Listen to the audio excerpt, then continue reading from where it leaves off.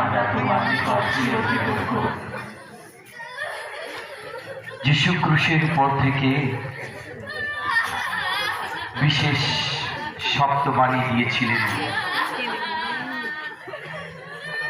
যেমন তিনি বলেছিলেন,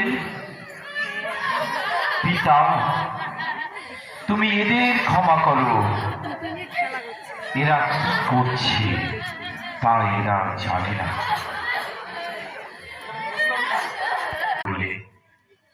পরে যিশু বললেন, আমার পিপাসা পেয়েছে। যিশু তা একটু পান করলেন। এই পৃথিবীতে যেন সকল কাজ পরিকল্পনা অনুযায়ী তিনি করে ফেলেছেন। তার পিতার দেওয়া যে কাজের বোঝা তার উপরে চাপিয়েছিলেন।